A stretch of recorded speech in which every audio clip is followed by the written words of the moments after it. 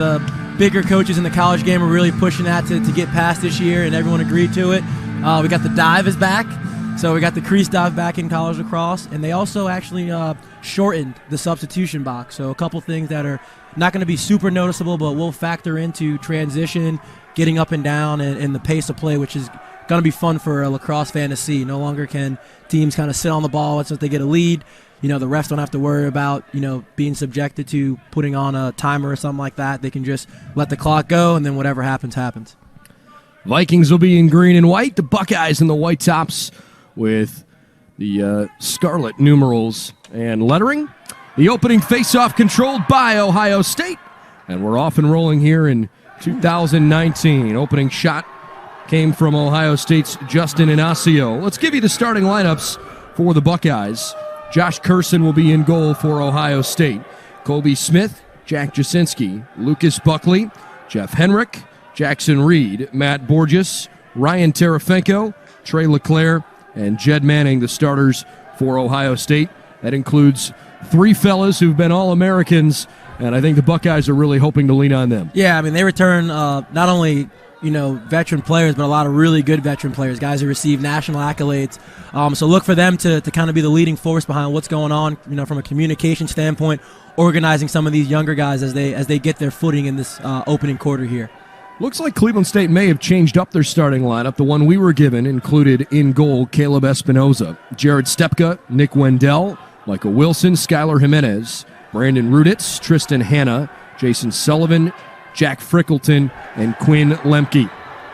So Cleveland State in that little pairs offense there, send a lot of picks, off-ball screens. Look for Ohio State to try and keep guys down the side, pushing some transition early. I think you're going to with the shot clock, right? When a lot of teams know they're getting the ball back, I think you're going to see a lot of teams pushing the ball early, early offense. You're going to see a lot more defensive middies kind of stay on and play a little bit of offense because depending on how much time's left. And you're going to see a lot of your traditional O middies have to get back in and play defense for, a minute 20 based off of what a team's doing. Here's Trey LeClaire passing near side and getting it right back from Buckley. LeClaire, one of the aforementioned All-Americans and standouts on this team the last couple of years. Buckley circles behind the cage here. You've got shot clocks on both ends of the field. Lucas misfires after that quick shot, but Ohio State keeps it. And the shot clock here, because nobody hit the ball, the shot clock does not reset. Big save right there for the Cleveland State goalie. Terefink on the doorstep. Probably wishes he had that one back. Take one more step, finish around the goalie. Goalie matches stick on inside there and makes a big save to give his team a little bit of momentum. Yeah, it was Espinoza, a great save. But again, just to reiterate, the shot clock will not reset unless the goalie hits the ball. Nate Menendez initiates the offense. They come up the field left side. This is Michael Wilson. About 2.5 minutes into the opening quarter. Yeah, one thing with, bringing it back to the shot clock, before the shot clock days, right, teams would kind of run that subbing game. They would try and keep some of those O-middies on. They would run little pick plays here and there. As you see now, right, they're just getting their guys off, nothing early. They're getting their guys off, getting their offensive guys on so they can have at least, a minute or so to operate. Great shot by Sullivan, but a better save. Josh Curson right there. That's a huge save. You give a guy, that much space at the collegiate level, time and room. Buckeyes respond quickly. Espinoza, great save. Ohio State can't shovel it into the back of the cage. In fact, the Buckeyes lose possession entirely. I tell you what, the goalies came to play today. These are not easy saves. These guys are making these unroutine saves look really, really easy right now. And obviously, you like to see some of the shooters mix up their shots, maybe not hit the goalie, but they're moving really well and they're making saves to help their team stay in the game. All right, let's tell you about the head coaches here. You've got, of course, for the Buckeyes, in his 11th season, Nick Myers, who has done just a terrific job. Of course, the magical run a couple years ago to the NCAA Final Four, that included a win that year over Maryland, who ended up knocking the Buckeyes out. Ohio State, you mentioned, as they have continued to build this program, Nick Myers has really been a big reason for that. And the Buckeyes now with wins over, at least one win over every team within the conference, and in several cases, multiple wins over other teams in the Big Ten. Right now, Ohio State lacrosse is pretty much the measuring stick in the state of Ohio. But you've got an up-and-coming team with Dylan Sheridan leading the way after a couple of nice stops to build his resume. He is the head man at Cleveland State in his third year, and this Vikings team really pretty good this year. Yeah, obviously this Cleveland State team's a work in progress, but they've got some guys who've been around a while. They don't shy away from the scheduling aspect of things. They play some of the top teams in the country, and you're starting to see some of that. With the way that they're able to keep up with some of these teams and also win some of these games. That these guys are ready to play. Right? They've got some guys who've been playing against top juniors and seniors since they were freshmen, which is not easy for anybody to do. So you're looking to see them get off to a good start, not only this season but throughout the rest of the season. Ohio State on the attack, taking their time. 52 seconds on the shot clock. So they got plenty of time to make sure they get the look they want. Yeah, as you can see, right, the pace of play has already seemed to increase, with the shot clock. Obviously going up and down a couple times. Most coaches would kind of say, all right, hey, let's take it easy. Let's really get it around this possession. But obviously, with the shot clock pushing play, you got to keep going, right? Whether it's ugly, whatever happens, you got to keep going. Ohio State trying to be patient. Good hard cross check from Higgins. It's a good job by the short stick D-Mini there to step out, initiate contact, and prevent that mismatch. Buckeyes having trouble pulling the trigger. Finally take a shot wide left. Colby Smith nearly rifled one home. But the Buckeyes keep it. Now there's only 11 seconds on the shot clock here. So they've got to get moving quickly. Knocked out of the stick. Cleveland State takes over. Cleveland State team playing very physical on defense. One thing that we talked to Coach Myers about on the conference call this week was how they manage those, end of shot clock situations. As you can see there, they try and set a pick for Jack Jasinski to try and help him get topside. Cleveland State team fights through that pick, and they meet him with a tough cross check and prevent him from even getting a shot off. Nice clearance by Nick Polidoris as he brings it across the midfield stripe. 8 minutes, 51 seconds left in the opening quarter of the 2019 campaign. If you're just tuning in, I'm Brendan Gulick alongside former Buckeye Dominique Alexander. No score yet. We've had several good looks, but right now the defenses and the goaltending in particular has stood out more than anything. Tristan Copeland working his way to the cage. A little spin move far side from Menendez. Great defense by Ryan Tarafinko, All-American there. Usually going to be pretty tough to draw a slide against him. Wendell bounces it up into the top right corner, and the Vikings strike first.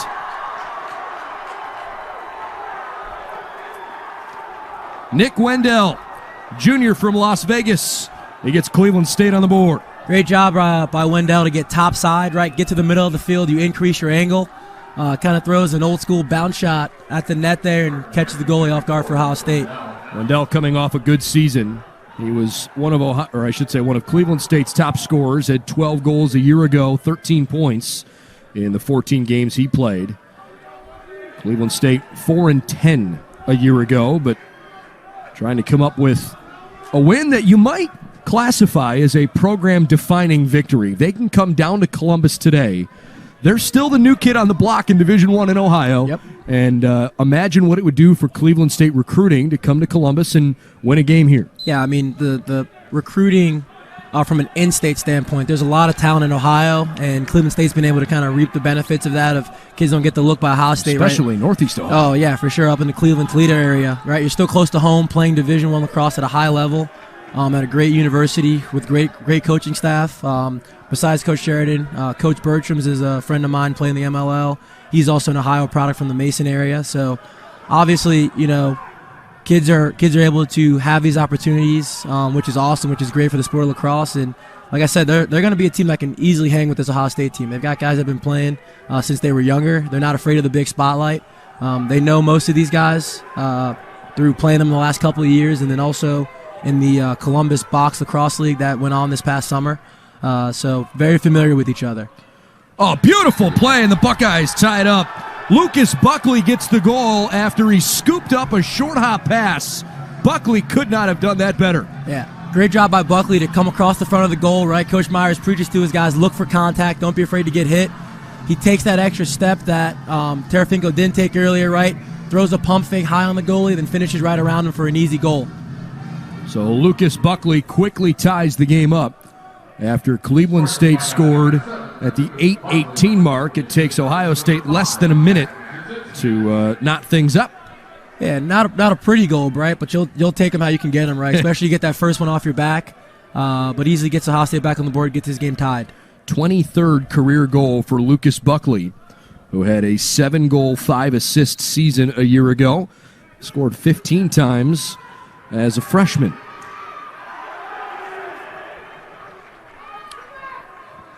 Cleveland State, after delivering the first punch, take one back. We'll see how they react here. Tied at 1 midway through the first quarter. Yeah, in that last faceoff, seemed to be a little bit confusion between the Ohio State faceoff guy, Justin, and his wings, right? He raked it to an area. He won the clamp, but raked it to an area, but the hustle play by the Cleveland State wing guy, he was able to win that ground ball. And ground balls and faceoffs are still going to be huge, right? Even though you got a shot clock, even though you're almost for the most part guaranteed to get the ball back, if you can kind of play that make it, take it lacrosse and really wear a defense out, especially with the increase in number of possessions, you're definitely going to have some success on the offensive end. How long does it usually take in the opening game of a year to get those butterflies out of the way and get your feet underneath you? It depends, I think, on the player, right? I think it also depends on kind of what position you're in, right? If you're a second midfield guy and, you kind of got a short leash and you're not getting as many reps as you would as a first-line guy. But some guys, right, some of the veteran guys usually takes a couple shifts and then you're right back into it. That's going to be a flag. Curson with an awesome save on that last go-round. Flag is down. The Buckeyes going to try to make the most of it here. Tarafinko trying to draw another one, not getting it. Refs are letting them play today for sure.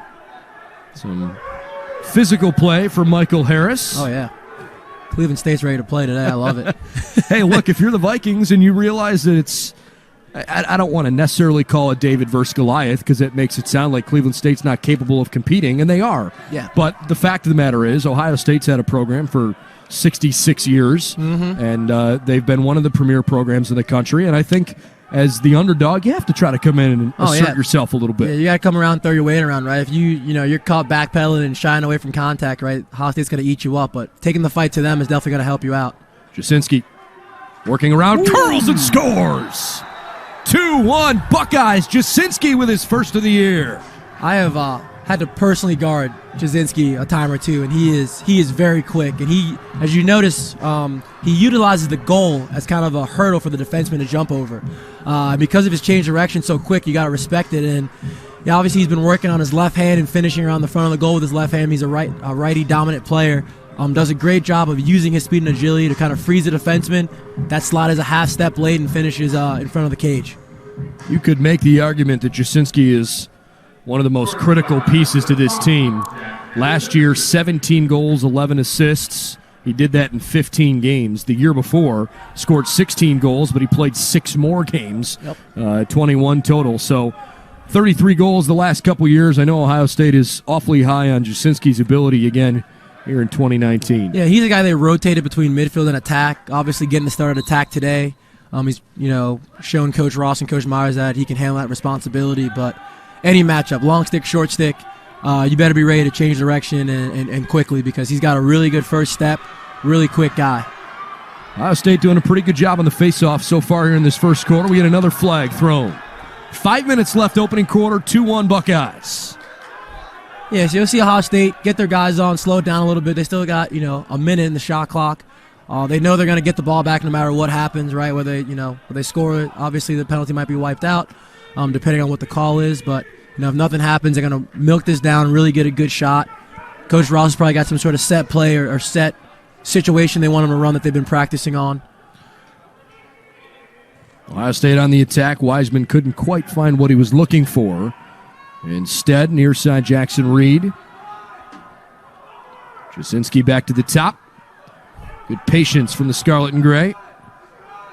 LeClaire, tough angle. LeClaire with 30. LeClaire with a short stick matchup. You see him hold the ball here and try and work this to draw a slide. And he scores! Trey LeClaire with the third consecutive Ohio State goal. Like I said, right? Trey LeClaire with a short stick matchup. If you're Cleveland State, you're probably going to want to slide a little early to that because especially with his size and his speed, right? He's a deceptively quick, athlete right there. He's definitely slimmed down. Worked on getting a little bit faster to play in that midfield role. You probably want to send a slide a little bit earlier to force the ball out of his stick because if not, he's going to make you pay like he did there. He gets his strong hand, which is his right hand, and is able to finish around the cage. So it's 3-1 Ohio State with 4 minutes and 10 seconds left in the first quarter. And after Cleveland State scored that first goal and was feeling pretty good about themselves, as they should have been, Ohio State has answered emphatically. To me, this kind of feels like a critical time of the game for the Vikings. You don't want to dig yourself too big of a hole early on. Yeah, well, to make matters worse, I actually believe Cleveland State's going to be down a guy. I believe the penalty was a slash. So that being a 1-minute penalty, Ohio State gets the goal, and they have an advantage right now in this face-off, 3-on-2. So if you're Cleveland State, you're hoping to get this ground ball and maybe run some of this clock out on the penalty. If not, you want to get that defensive stop so that way this thing is a snowball. And they do. You are right. It is a slashing penalty, so an extra man chance for the Buckeyes. Cleveland State wins a huge face-off, and Coach Myers is not going to be too happy with his face-off guy for losing that one just because you have the momentum, right? You get a man up. Now Cleveland State can run a huge majority of this penalty off with that 80 seconds.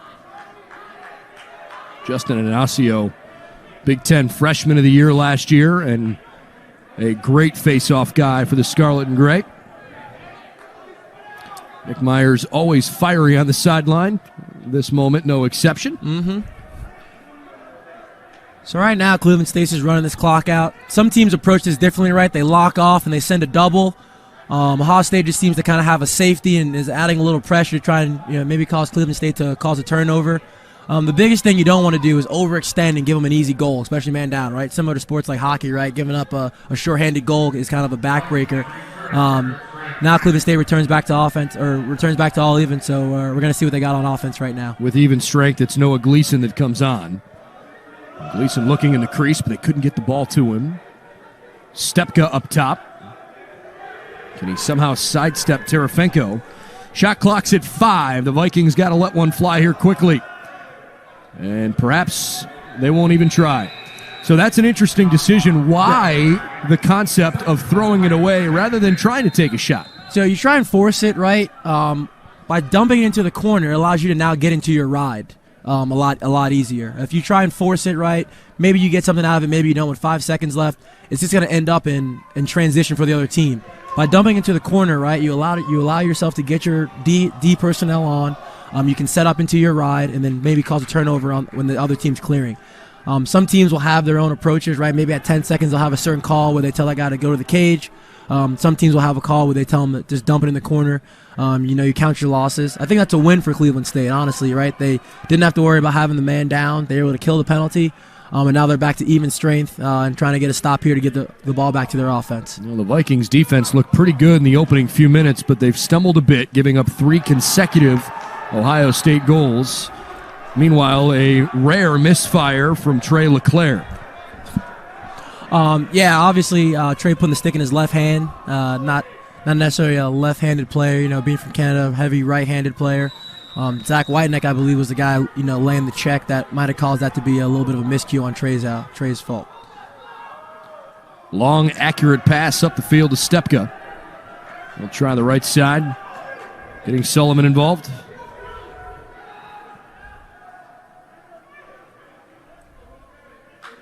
Thank you for Cleveland State, right? You keep running your offense. They've been doing a great job of initiating from one side of the field and then swinging the ball to the other side to get one-on-one matchups on short sticks. I think they continue doing that.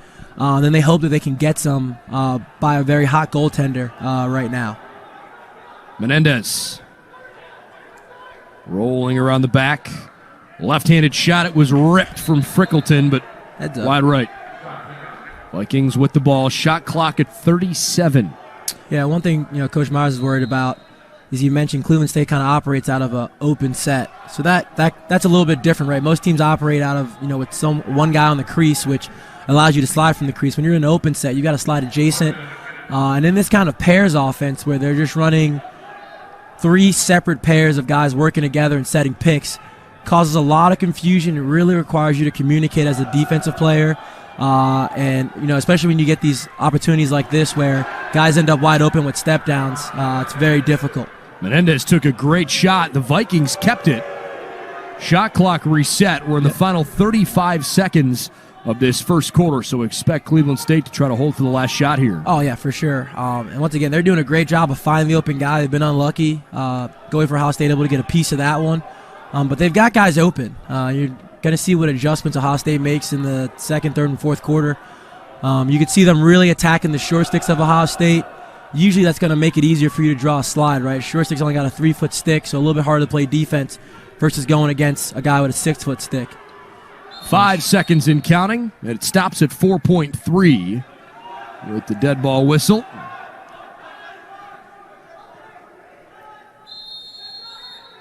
Vikings can't get a shot off. All right, the first quarter didn't start on a good note for Ohio State, but certainly ended that way. Goals from Buckley, Jasinski, and LeClaire, and it's Ohio State 3, Cleveland State 1 at the end of 1. We'll take a quick timeout, bring you the second quarter. When we come back, you're watching Ohio State men's lacrosse on BTN Plus.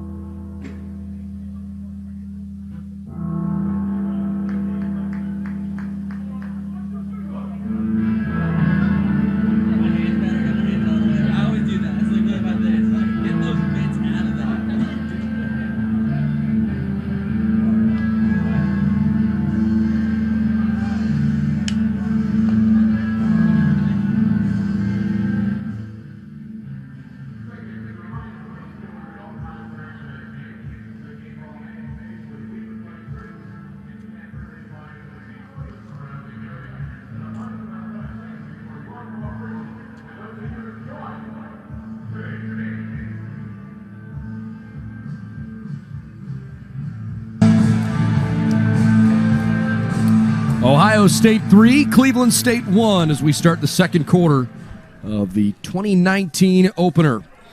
Buckeyes and Vikings, we got some of the anxiety out of the way in that opening frame. It certainly looked like Ohio State was ready to rock with Buckley, Jasinski, and LeClaire all scoring goals. That's not an uncommon thread for Ohio State. No, not at all. If those are your main guys on offense, you want to see them produce early and often. But obviously with a 3-1 lead, right, you're looking for Ohio State to kind of press in a little bit more. If you're Cleveland State, you're trying to stay with it. Like I said, in the first quarter, they got a lot of good looks, right, weren't able to convert. Here they cause an early turnover possibly. They can fight for this ground ball down the corner here. Uh-oh. Still loose. Ooh. Almost found its way into the cage. That's a great job by Cleveland State, right? They lose the face-off, but they double the ball immediately while the Ohio State team is subbing. And they're just creating extra possessions, right? You're already going to get extra possessions because of the shot clock and how fast the game is. Sure. But you can find a way to cause turnovers, off of a face-off in your defensive end to give your team even more possessions. Not only is that going to help your offense find a little bit of rhythm, but it's also going to wear down this Ohio State defense. One of the new rules we haven't necessarily seen come into play yet, but it undoubtedly will at some point, is the areas around the cage in which you're allowed to dive. It's basically set up so that you can dive as long as you're not diving at the goal. Yes. I believe the rule is you've got to be diving away from the goal, but that's going to add an element that college kids are not used to playing with, right? For an offensive player, it gives you a little bit more space. And as a defensive player, right now you have to address the ball at goal line extended a little bit differently because you used to be able to just turn them and use the crease as an extra defender. Now if you turn a guy, you got to hope that a slide shows up, or you got to make sure you turn a guy before he gets above goal line extended, so that way he can't just dive and score an easy one around you. Menendez has played pretty well so far. He's lurking on the right side. I believe we have a flag down. From the looks of it, I think Ohio State's got too many guys out there. And Cleveland State just runs the shot clock out. Oh, yeah, they got 4 guys. They got 7 guys.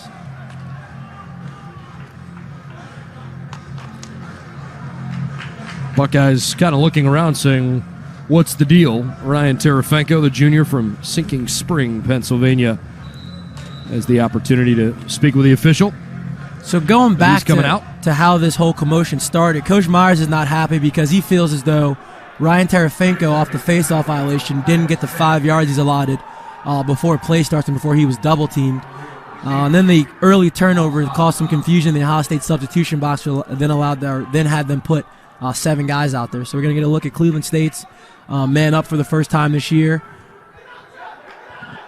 Great shot and a better save by Curson, but Cleveland State maintains possession. Ryan Haig absolutely ripped one off of Curson's quad. It amazes me Holy how smokes. stand in there. Yeah, well. it is like, don't even flinch. I mean, to be a lacrosse goalie, you got to, I don't know if it's a screw loose or screw too tight, but it's a position that not many people can do well. Well, there's nothing Curson could do there about stopping Tristan Copeland.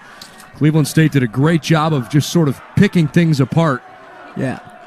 Cleveland State on that man up did a great job of moving the ball. They did a great job of finding the open guy, right? They get the easy step down, they get the rebound, they keep the ball hot. Ohio State's kind of in the scramble situation.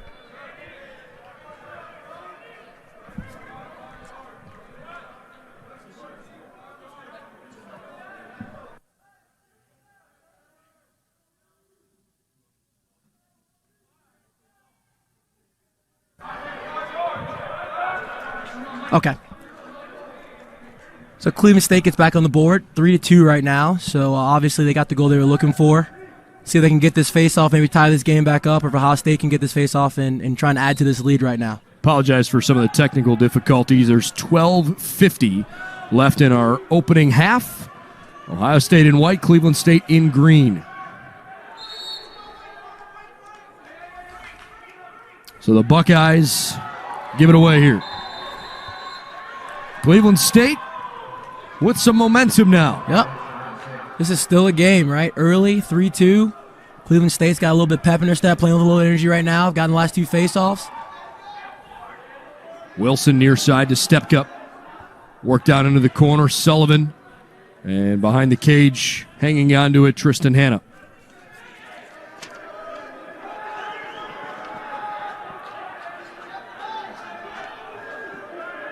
Vikings have every opportunity to be patient.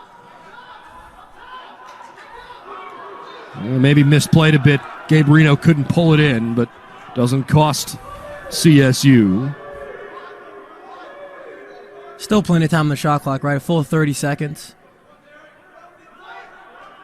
Looks like CSU's gone into their invert set, right? That's putting a short stick behind the cage. They're not used to operating back there, maybe on like a hybrid attackman midfielder, trying to draw a slide to get a step down like they do here. Nope, doesn't decide to shoot it. Wendell, who had the ball for a moment there, has the first CSU goal. And then Tristan Copeland scored the second one a moment ago. Shot clock's at 6. Vikings near side, Stepka. And he just dumps it toward the corner. Yeah, great defensive stand by Ohio State, right? They're kind of reeling there a little bit with the turnover and the man up or the man down goal. They do a great job of shutting down Cleveland State, right? They ran multiple sets out on pairs, invert, and they forced the Cleveland State team to just dump the ball into the corner there. Buckeyes with Omari DeBerry up that far right side. Old school punt return clear right there. Get it to your short and let him leg it out. That's right. Omari's got a lot of wheels, really fast kid. Omari, actually, if you haven't had a chance to see it, he spent some time in Mexico City. And there's a great feature on OhioStateBuckeyes.com about his experience down in Mexico. A cool opportunity that had nothing to do with lacrosse, but afforded to an Ohio State student athlete. So many of our student athletes here in Columbus doing terrific things. Oh, yeah. Ohio State, obviously, the on-field aspect is gotten a lot better over the last couple of years, but the off-field aspect, right, providing guys with internships, challenging them to find things that they love to do to be a part of the lacrosse community. Coach Myers has done a great job in his staff and his support staff to make sure these guys are ready to go outside of college when they leave. Shot clock's at 10. Buckeyes lead it 3-2, 10:09 left in the first half.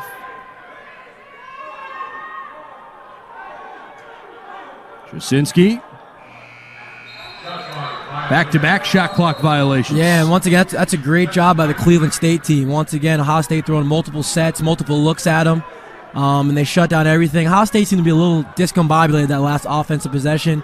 I guarantee you Coach Ross is probably getting that first midfield line back to being dialed up. Oh, no. Bad turnover, and the Buckeyes take advantage. Jasinski makes it 4-2. Tough mistake for a guy who's been having an absolute awesome game right now. You bet. Probably wanted to put a little bit more air underneath that ball. Never a good thing to clear the ball box side. I usually tell the goalies that I've worked with, and I know playing for Coach Myers, we always look to clear it opposite the box side. A lot going on box side. Guys subbing on and off. Didn't put enough air on the ball and got it picked off for an easy one. But the Buckeyes will take it, right? Cleveland State was kind of gaining that momentum back, trying to hang in with them. Once again, not necessarily a pretty goal, but one that's effective, right? I know Ohio State spends a lot of time working on their rides and clears during the week, and obviously that paying off right there by playing that deep zone, forcing a goalie to kind of make those accurate zone passes.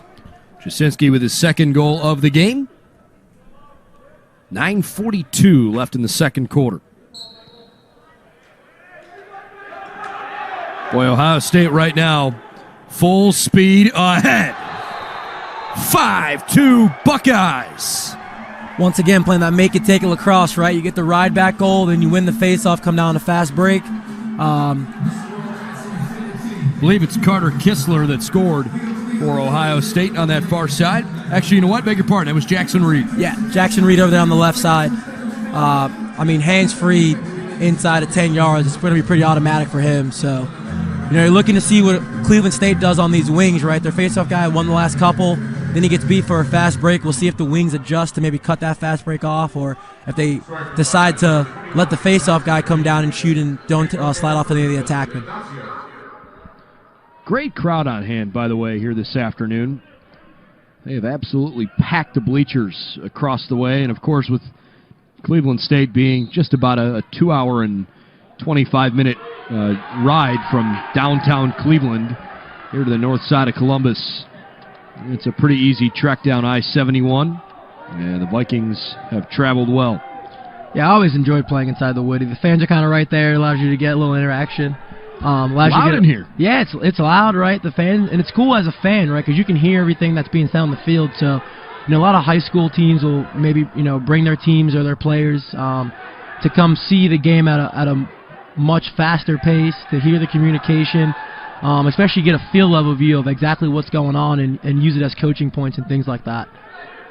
Eric Radke on the far side, and then work it back near side. Sullivan. Frickleton. Yeah, so Cleveland State can get a goal here, right? They're right back in this game. It's only 3 goals. Still early in the game, right? Over 8 minutes left in the second quarter. No need to hit the panic button, but definitely getting a good look and a good shot after their last possession resulted in a shot clock violation is probably what they're going to look for. Perhaps an opening. They take it and strike. Derek Radke rockets one. Top left side. So Ohio State did a great job of sliding, and Cleveland State did a better job of moving the ball, right? They moved the ball. Krepke was able to kind of dodge the slide guy, right? He kind of overcommitted and went for the interception on the pass, right? No one slid to him. He stepped in and took a shot, right? Hands free, inside of 10 yards in the middle of the goal. Can't ask for a better place to be shooting the ball from. So the Buckeye lead is trimmed to 2, 5-3 with 8:20 left in the second quarter. Derek Radke, first goal of the season. Radke last year finished with 4 goals and 8 assists. Didn't start too often, but was on the field every game. Made 5 starts a year ago.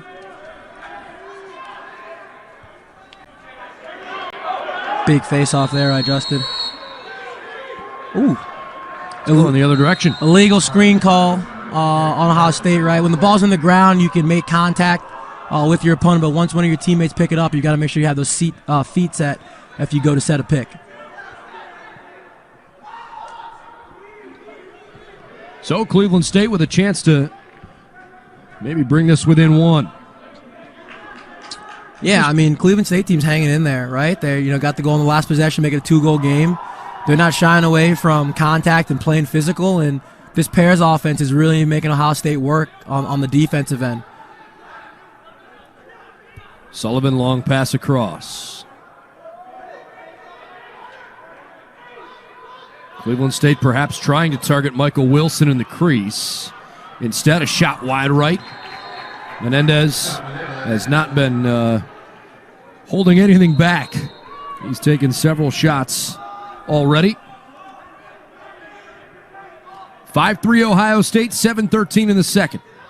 Shot clock's at 22. Menendez took one off the face mask there. Yeah, I'd see him pleading his case to the ref, trying to maybe get a cross-check call or something. Aaron pass and a turnover. Good defense by Ohio State. Really good defense by the two short-stick D-middies out there, to Barry and Brandon Barker. Once again, right, those are the guys that you try to attack on the offensive end, so that way you can draw those slides. Here come the Buckeyes. Jeff Henrick, long stick defender to the right side.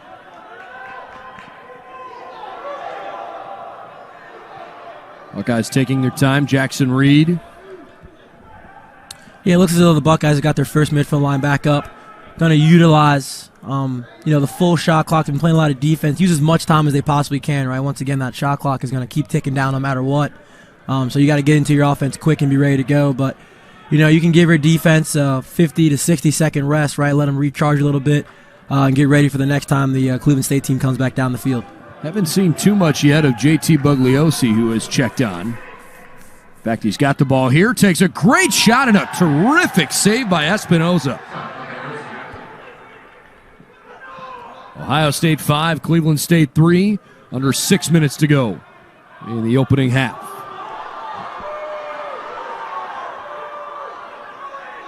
Oh, we're going to have an offsides call here. Delayed penalty, late flag. Ohio State not happy with the call. Cleveland State getting the personnel they want out there. Unless they change the rule, they might as well send the guy off sides to go play defense and give him an extra defender. There's actually 2 flags on the field, one on either side. Yeah. They might have changed the rule. Usually, back in the day, if you go off sides, the coach would just tell you to go and be an extra defender because it's like you can get, called for it again, but might have to check on that one. Stepka holding on to the ball in the corner. So you'll see Cleveland State, right, work this shot clock all the way down, knowing they're going to get the ball back. Make Ohio State play a little bit more defense. Now they're back to their invert set, right? They got the short stick defensive midfielder behind, hoping to draw a slide, put them in an unfamiliar situation that they're not used to. Reno never really had good balance as he took the shot. It's great defense right there by Logan McEnany, forcing that bad shot, getting on the bottom hand, getting the lift in there. Yeah, and the shot clock was winding down, but Cleveland State, knowing the penalty was on the Buckeyes, it didn't feel quite as pressured as they otherwise might.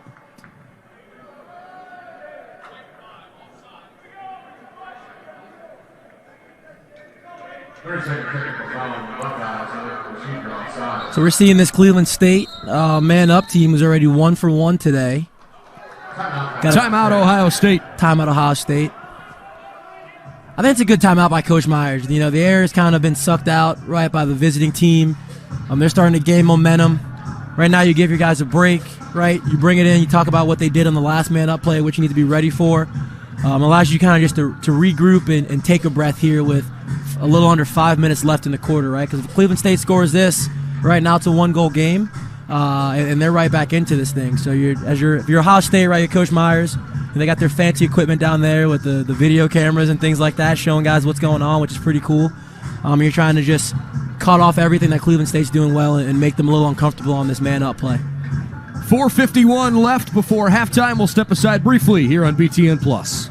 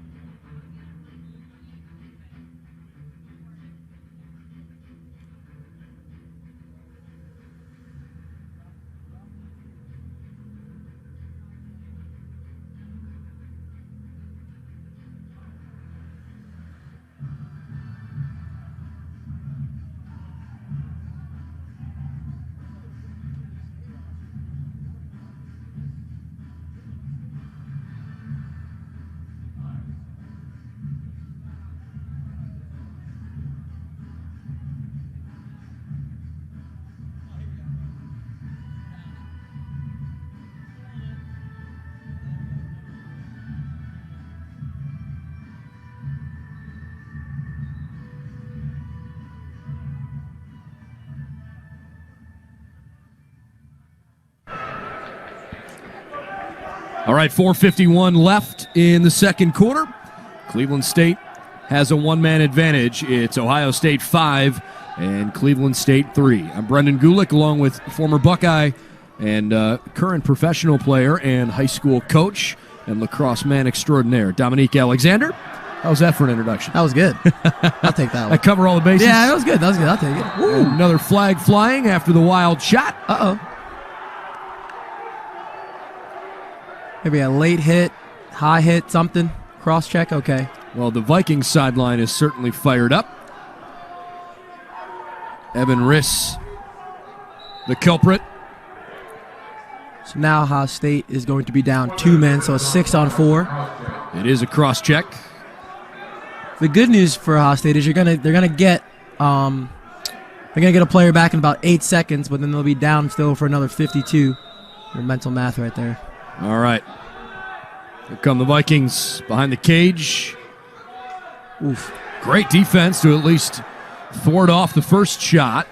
I'm not sure about that from Cleveland State, right? You got, over a minute to be up. That's a quick shot, right? If he doesn't make it on the cage, then you're going to kind of ruin that opportunity. But obviously they get the ball back. Lacrosse, great rule is, if you take a shot, whoever's closest to the ball. Definitely helped me out as a player because I can imagine. Missed my fair share of shots, so I'm glad my team was able to get it back. Vikings working it around. They're still +1 here. Important for Ohio State to maintain some presence in their zone here, not get caught in the wrong place. Ooh. Great save by Curson. That was a wicked fast shot from Ryan Haig. 3:40 left in the second quarter. The Buckeyes are 11 seconds away from killing off a 6-on-4. That's some good wrist strength right there out of number 8 for Cleveland State. I mean, he barely took a step in, and that shot was on the Ohio State goalie. Oh, what a beautiful goal. Waiting for the signal. It's good. Ryan Haig scores for Cleveland State. That was sweet. 5-4 Buckeyes. 3:31 to play in the half. Great ball movement. One thing I've noticed out of the Cleveland State team, having watched this team for the last couple of years, is on the offensive end, they're definitely a lot more composed. Ohio State on the defensive end is throwing some hard checks. They're playing physical. They're playing aggressive. And this Cleveland State's showing, especially on the last 2 man ups, a lot of great composure, right? Making the Ohio State team play defense, making them slide, recover, rotate, communicate, putting a lot of pressure on them for the entirety of the shot clock. That's something that you didn't really see the last couple of years, but obviously you're seeing kind of that maturity process that a lot of coaches talk about really pay off. Ryan Haig, a freshman from Canada, and he scores his first career collegiate goal. That's one he'll never forget. Congrats to him. He's probably going to try and get a game ball out of his coach. Yeah, maybe. Send it back home. Might be a little easier to negotiate if they can come away with a victory. Oh, definitely, for sure. Remember last year it was a 1-goal game at the break. Right now, 5-4 Ohio State after 3 unanswered goals fairly quickly, I might add, in that first quarter. They have been nullified a bit, scoring the most recent goal really off just a bad mistake on the Cleveland State part. And then the Buckeyes immediately responded by putting it in just seconds off the faceoff. Yeah, and this is a huge test for this Ohio State defense, right? When you try to early in the season, right, trying to establish your identity. Those legs are getting heavy, they're getting tired, so they're trying to figure out who they are as a team. They need to get this stop right now and get the ball back to their offense. We're playing a lot of defense, couple penalties, man-up situations. Stepka dumps it underneath. Great save by Curson, still loose, and finally Curson puts his net on top of it. Didn't mean to cut you off, but thought we might have a game. Well, I thought we had a goal. Yeah, Sullivan for sure. Was right there. I think he was a little too open, right? I think he thought he had less time, right? Catching the ball in the middle there, you never know if you're going to have 3 sticks come and chop you in half, or if you're going to have time to turn around. So he turned around really quickly, and goalie for Ohio State made a huge save, which is really tough to do in tight there with all that net to aim at. Terefenko to the far side, approaching the final 2 minutes of the second quarter. Shot clock is at 50. So once again, you're going to see Ohio State be as patient as they possibly can, right, with 45 seconds left. But they're hoping to get a good look, right? Maybe it doesn't result in a goal, but you want to see them kind of get back into their offense and get a good look on net here. Obviously, they're going to their main guy, Jasinski, behind the cage, who's drawing a lot of attention, even with a long pole on him. This is Nick Musey. Takes a shot, deflected away. Espinoza knocks it out. Stays with Ohio State, and the shot clock resets. So it's at 80 when the clock is at 1:32.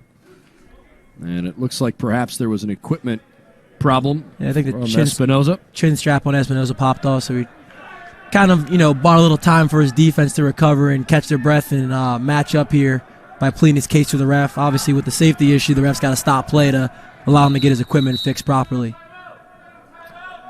Timeout, Cleveland State. They are certainly valuing the final 1:32 and thinking about it from this perspective. If we go into halftime with a 1-goal difference instead of a 2-goal difference, it certainly gives us a lot more to build on. So they'll try to make sure their defense is tightened up. Yeah, I think Cleveland State are going to organize on defense, and they're going to talk about if we do get the ball back, what they want to do, how they want to push transition, and make sure that they have everyone where they need to be. Scarlet and Gray have a 5-4 lead in the 2019 opener. Back in just a minute on BTN Plus.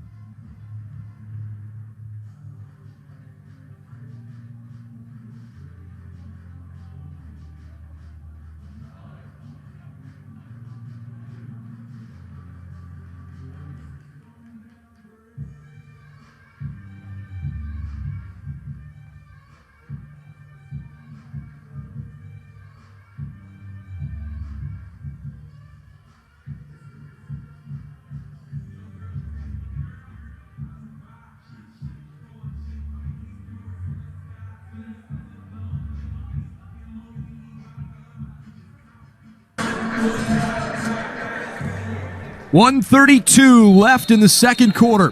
The Ohio State Buckeyes on the attack with a full shot clock to work with, so they can, if they want, they can milk almost the entire rest of this second quarter. I actually thought Cleveland State would come out in the zone to kind of, throw a little wrinkle at Ohio State to maybe eat some time, but they stay in their man-to-man set, and it's been working. They've been playing some really tough defense, really physical defense, giving the Ohio State team problems like you can see right now. Ohio State, 50 seconds left, still have plenty of time to work their offense. We'll probably milk this down to limit the amount of time that the CSU team. Ooh, no need to work it down. All Jackson right, Reed rips a shot from the far side and slips it past Espinoza. Ohio State 6, Cleveland State 4. Second goal of the game. Maybe not. No need to work it down, right? When you got those two guys behind the net. Once again, that's that two-man game that we kind of mentioned in the beginning. That Ohio State's running. They slip the pick, finish around the front of the cage, finish high. Really well done. So the Buckeyes increase the lead to 6-4. Look, if you're Cleveland State, you didn't want to give up a goal, but at least if you did, it came quickly, and you still have almost a full minute here to try and get something together. So this face-off is huge, right? Cleveland State's obviously hoping to get the face-off. Does not work out. They do not pull it away. Pulled in by Inacio, but given back. Here come the Vikings. Inacio probably holds on to the ball too long, and Cleveland State does a great job of sliding, right? Taking the body. Well, I have to admit, we're still working on figuring out who's wearing number 82 for Cleveland State, because he's not listed on any of the several rosters that we have. I think he's been their face-off guy, but I don't want to take a guess and be incorrect there. We want to get his name. He's doing a pretty good job against Aniziato, who's not an easy task. I think he just hit one of his own players with his shot, though. No doubt about that. Sometimes those face-off guys with their sticks, after they get all bent up from taking face-offs and whatnot, they don't necessarily throw the way that they plan on it. Even on the official stats, he is listed by his number, but not by his name. So perhaps they had an addition to the roster they weren't expecting. I don't want to speculate, but we'll see if we can identify that for you at halftime. So Cleveland State calls timeout. 33.4 on the clock. The shot clock is irrelevant at this point, and the Vikings facing a 6-4 deficit. If you're Ohio State, what have you done well defensively that you think you can build on? I think the physical play has been there, and I think you've made Cleveland State earn their goals. I don't think anything's been given up, super easy. I think, you've slid, you've rotated, you've recovered, you've done a pretty good job communicating to each other. So there's a lot to be happy about. Obviously, right? All coaches, don't want to give up anything. But if you look at the 4 goals that Cleveland State scored, right, they've had to earn them. The one goal Ohio State got kind of caught out of position where they overcommitted to the ball, and the Cleveland State guy was able to make a nice move. But you've had a couple times where Cleveland State hasn't even gotten a shot off. So you're just hoping that translates into this 33 seconds right now. You better believe that Coach Sheridan and the Cleveland State team probably have some sort of set play that involves picks and things like that, which is what they're really good at. Well, we resume inside 30 seconds now. I'm not sure they're so focused on what time is on the clock when they take a shot as much as it is make sure you take the look you want. We're at 19.5 after Menendez misses too tall. 15 seconds. Stepka knocked off his centering. Curson came out, and he got it. It's going back the other way here. Good defensive stand by Ryan Tarafinko. Getting the slide.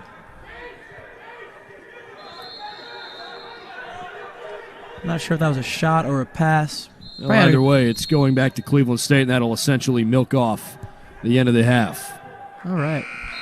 So, halftime in the opener. The Ohio State Buckeyes at home have a 6-4 lead against the Cleveland State Vikings. Your thoughts on the opening half?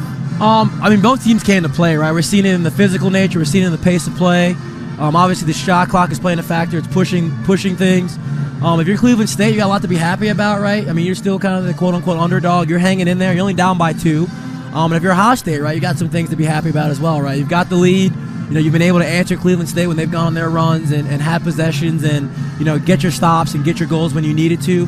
But obviously, both coaches are going to go in and talk about things they need to improve on. If you're Cleveland State, you would like to see some of those on-the-doorstep opportunities put in the back of the net instead of hitting the goalie. And if you're Ohio State, right, you're hoping that you prevent some of those things and prevent some of those easy looks from happening. But just like last year, we'll see if Cleveland State's been able to add to the depth. That's kind of what plagued them last year, was the fact that Ohio State's got a little bit more depth and guys that can play. So we'll see if they've been able to address that just, through recruiting, conditioning, and things like that. But it should be a pretty exciting second half. Well, it's 6-4 Ohio State at the break. In about 15 minutes, we'll come back and give you the play-by-play of the second half. Buckeyes lead by 2 in the opener. Back after a short timeout here on BTN+. Time complete, and the Ohio State Buckeyes have a 6-4 lead over the Cleveland State Vikings. Thanks for joining us on BTN+, alongside former Buckeye Dominique Alexander. I'm Brendan Gulick. This is the opening game of the season. Both teams, I thought, had some bright spots in the first half, maybe made a couple of mistakes that they want to be able to quickly forget about. And now that 30 minutes are over, you don't really think about this being the opening game anymore. You're in the rhythm of things and ready to rock as the Buckeyes in white come all the way up the field and almost score right away. And then rip one off the top of the bar. Oh, man. That would have been a huge momentum swing right there for Ohio State. Coming out, 10 seconds in the second half, putting a goal on the board. Evan Riss had the second shot that rattled the top of the cage. And so Ohio State will start things. Yeah, and I think, if you're Ohio State, right, Coach Myers probably told them at halftime, we got to continue to play, right? We can't just settle for what we've been doing. And if you're Cleveland State, right, you got to... How about a quick goal? That didn't take long. Trey LeClaire. Once again, Cleveland State, I would like to see them slide a little bit early to Trey LeClaire. That's the second time he's had a short stick matchup. You got a returning All-American player he should be drawing a little bit more attention from the Cleveland State defense. Obviously, I think he gets around the short stick defender a little quicker than the opponent thought, but he should be drawing a much earlier slide. I would make him a feeder. He's a prolific goal scorer. No one's shy of putting the ball in the back of the net. I would say make him become a feeder, right? Make him use his left hand, slide early, because he's burned you for 2 relatively easy goals in this game so far. Reed, Jasinski, and Leclerc each now have 2 goals apiece, and then Lucas Buckley has the other one. Probably not the way that Cleveland State wanted to start the second half. I mean, you're still in it, right? You're only down by 3. But, the message probably for Coach Sheridan is obviously the first 2 years of the program, it was okay to be close. But if you're trying to establish yourself as a D1 program, right, you're trying to now win these games, right? Not settling for, okay, it's close, we're a young team. You got some juniors, so your message to them is, hey, right, you guys are the same age, no more using the, we're young, we're new excuse. It's more about, hey, let's get this thing done, let's find a way to come back into this game. By the way, we do have some confirmation for you that the young man wearing number 82 for Cleveland State is Danny Tesler as they quickly get one back here. Gabe Reno puts one in the back of the net, freshman from Fredericksburg, Texas. That is a physical, tough dodge. Goes underneath, scores the goal, takes the contact. It's a solid-looking player as a freshman. Obviously, they always say things are bigger in Texas. Obviously, he must be on a different meal plan because, coming in at 195, that's a big boy. And obviously, he's going to have the attention of the Ohio State team, so look to them to probably slide to him a little bit earlier next time out. Well, if that's any precursor to what this second half might have in store, we've seen 2 goals in 1 minute and 6 seconds. Buckeyes 7, Vikings 5. Quick answer by Cleveland State. That's huge for Cleveland State, right? Keeps them back in this game, keeps the pressure on Ohio State, right? Cleveland State kind of the underdog in this situation. Ohio State's got the pressure on them. They're at home.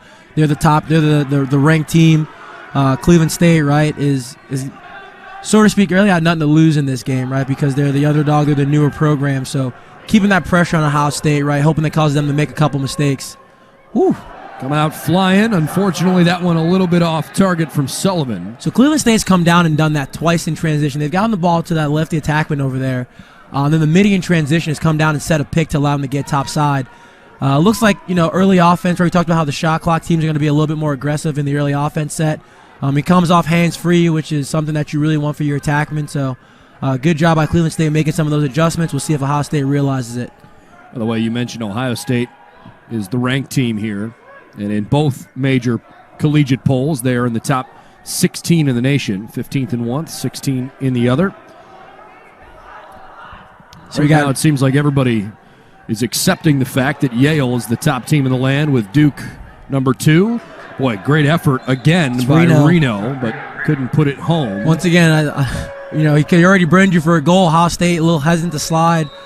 I realize he's a freshman. I realize he's got a veteran player in McConney on him, but don't necessarily want to leave him on an island too long. Sullivan behind the cage, back to his right. Dumps it off. Frickleton lost the ball.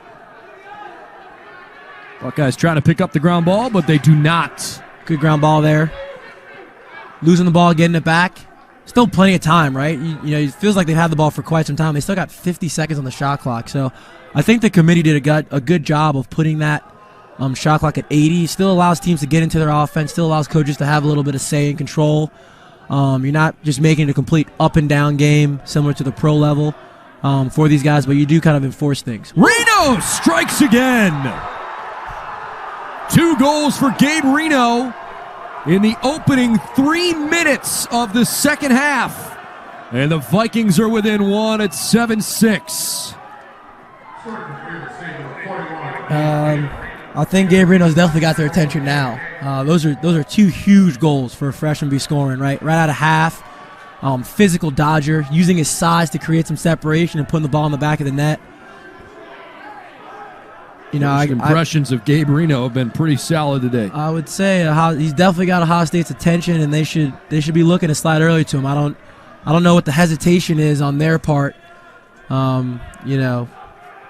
already scored 1. He came off top side, got another good shot, a good look, and obviously he scores his second in a matter of minutes here. So look for him to draw an early slide, and we'll see if he can feed the ball as well as he can shoot the ball. Danny Tesler at the face-off for Cleveland State. He wins it here, and I feel bad we didn't know which number he was wearing because Tesler's a captain for this Cleveland State side.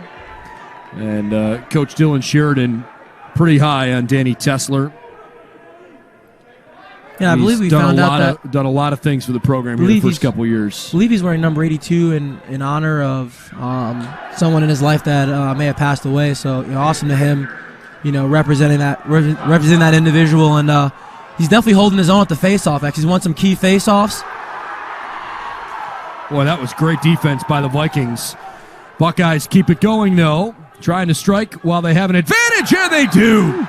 Big-time shot and score. Trey LeClaire with a hat trick.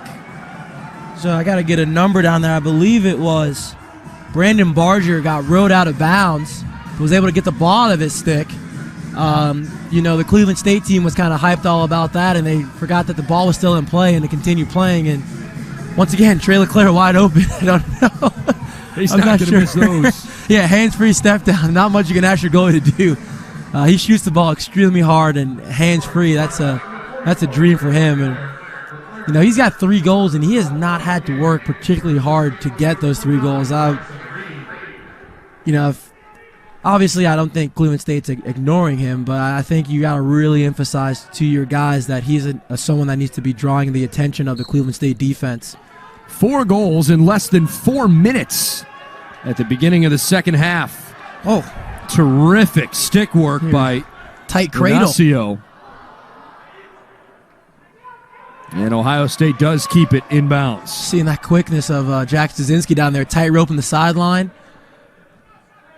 Ignacio doing a great job of getting out of what seemed to be a triple team that was not going to go his way with a tight cradle, right? Showing some of that wrist strength. 10:47 and counting, third quarter. Ohio State 8, Cleveland State 6. Shot clock at 45. So you'll look to see Ohio State maybe take a little bit of air out of this, right? Cleveland State's playing with a lot of energy, a lot of juice right now, a lot of momentum. Love the physicality of this game. The refs are really letting them play, which is awesome to see. You don't want to see too many penalties. I think the calls they've made have been really good calls. They're letting the kids play, right? They're letting the kids determine kind of the outcome of this game right now. Here's LeClaire with another short stick. There we go. Now we draw the attention, but he spins out of it. Great save by Espinoza. That's a great move by LeClaire right there. It's staying with the Buckeyes, though. Cleveland State not thrilled. Ohio State expected the call, given their reaction. You see interference on the Vikings. LeClaire try to establish himself a little bit in this game. Not only is he dodging his initial defender, but then dodged the second guy who was sliding to help out and got a really good look on Cage. Huge save by the Cleveland State goalie. 5 minutes gone in the third quarter, and the Buckeyes right now with a 2-goal lead. So here we have is awfully patient. Here we just had a hang situation, right? When as a defender you're caught in front of the goal and your attackman's behind the goal. Takes the shot and scores despite the fact that his stick was held back. What a goal by Jasinski. Yeah, they got him listed as 5'7", 163, but he is an extremely strong individual.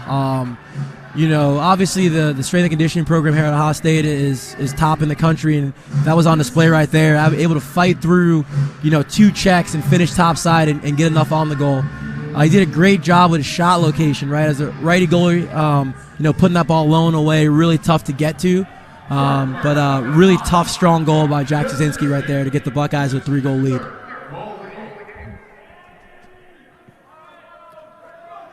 A 3-goal afternoon for Jasinski. He and LeClaire both with 3 goals in the opening game of the year. Yeah, I know Coach Ross probably told those guys to maybe step up a little bit, start running the offense through them. Tesler got it. 9-7, Danny Tesler with his first of the day. Yeah, and Ohio State there, right? They're taking their chances by letting the face-off guys shoot. Sometimes those guys are not necessarily the best shooters. So instead of sliding off an attack when they let the face-off guys shoot and Tesler burns them for a goal. But this second half has opened up, and both teams are flying around right now, making plays on both ends. This is good old-fashioned up and down lacrosse right now, which is awesome to see. Cleveland State has actually made a substitution in goal that we just caught now. Steven Russo is their goalkeeper. No longer is it Caleb Espinoza. So Espinoza played the first half, gave up 6 goals, made 5 saves, and Russo has allowed 3 goals and saved 2 in the opening 5.5 minutes of this third quarter. And, I mean, they've asked Russo to come in and make some pretty tough saves, right? You got, LeClaire inside of 5 yards, and LeClaire again with, time and room from 10. And then you got Jasinski, inside of 5 yards. So those 3 goals, I don't know any coach that would really expect a goalie to make those saves with the caliber of player that was shooting the ball. Interesting move on Coach Sheridan's part, right? I thought Espinoza played really well. He had the little turnover mishap. Certainly early on, yeah. He had made some huge saves to really prevent this thing from getting out of control. So you're not sure if those guys are still fighting from time. And maybe perhaps it's an experience thing, right? Yeah, it might be an experience thing.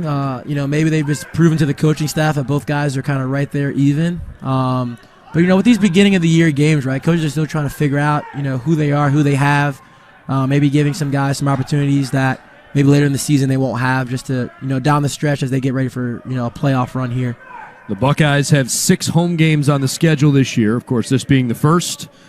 Next weekend, they'll be home on Saturday, also at noon, right here in the Woody Hayes Center. They've got Boston University. A couple weeks later, they'll host Bucknell at noon. March 16th, Denver comes to town for a 1 o'clock game.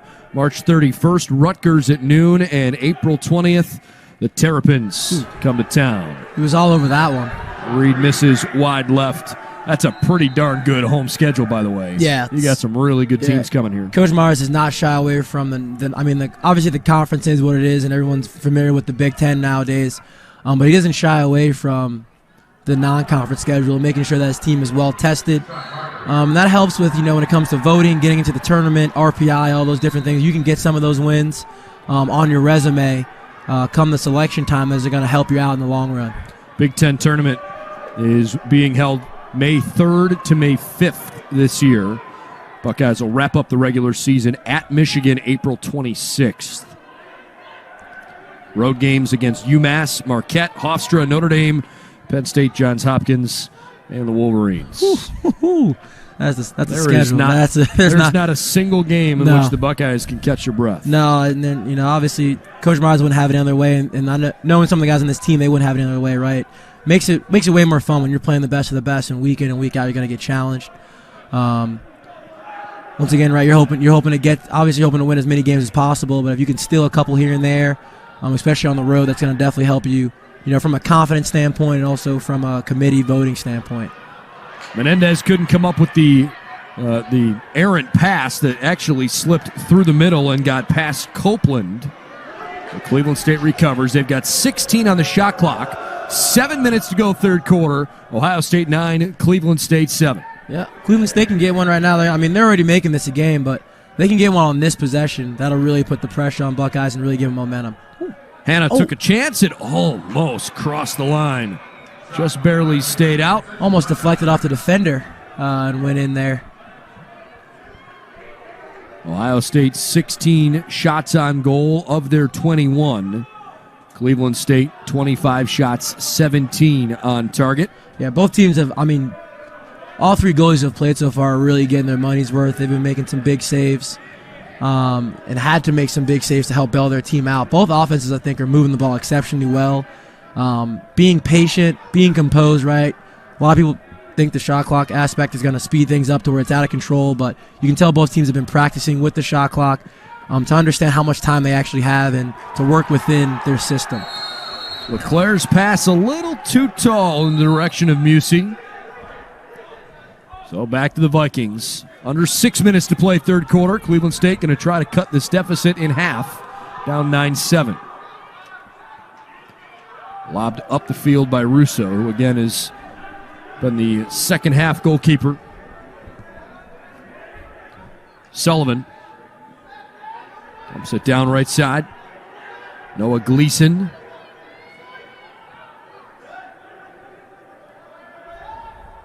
Radke, he's already got one. Almost found another. Stays with CSU. 44 to shoot. Radke there tried to take one more step to increase his angle. Kind of got rid of it pretty quick. That slide was right in his face. I think if he takes one more step there, he increases his angle and has a better chance of scoring or putting the ball in the back of the net. Buckeyes by 2, 5:12 to play in the third. Radke slowly bounced one in there. Curson eventually came up with it, but came out of the circle, had it jarred free, and the referee calls interference. I'm surprised Ohio State maybe got away with a loose ball push call right there on the crease. It's going to be a free clear. Interference on the goalie is a free clear. Don't have to worry about clearing the ball. Takes a little bit of the pressure off. DeBerry was going to go up that far side. Instead, he just hands it to Colby Barker. With his speed, he would have got there pretty quickly, so we wouldn't have to worry about it. Smith near side, slings it down to the corner. Held for the moment by Reed. Jasinski behind the cage. 4:45 left, third quarter. Buckeyes lead 9-7. Hughes. Pump fakes once, then slings it to the corner. Ohio State setting a pick behind the goal, trying to create a little bit of confusion and a mismatch for Jasinski. Not a guy that necessarily needs help getting an extra step, but if you can get it off the pick, it's going to make it a lot more difficult for him to be guarded. LeClaire, tough angle. Yeah. Now you're seeing LeClaire draw a little bit more attention, right? He's got the long pole on him. Makes a great pass in the middle. The shot and a goal. Griffin Hughes. Bottom right corner. 10-7 Buckeyes. Great job by LeClaire, getting his head up, seeing the field. Hits Hughes, right, off ball on the backside. As the short stick's approaching him, very tough for the defender to approach the ball, break down, and keep a guy going one way. Utilizes change of direction to come back to his left hand and puts the ball in the back of the net, shoots it off stick side. Huge goal for Ohio State, right? Gets that lead back up to 3. Now the pressure's on Cleveland State a little bit more. But overall, great possession, patience. Worked the ball around, got it to their big names, drew the attention of the defense, and then moved it backside to create a one-on-one matchup. What an offensive third quarter this has been. The game was 6-4 at halftime. Each team has found some offensive success here in the third period. Cleveland State struck first. The Buckeyes guy got right back. It wasn't a very hard shot, but Sullivan almost directed it in. One thing I've noticed is the Cleveland State team has gotten very aggressive in the early offense. You're seeing them take a lot more chances. Early offense, they're coming down, they're setting picks for their attack, and trying to create mismatches and confusions before Ohio State has a chance to get settled. I think perhaps Coach Myers was sensing that, so he burns a timeout. We'll step aside to 3:54 left in the third. It's the Buckeyes 10 and the Vikings 7 on BTN+.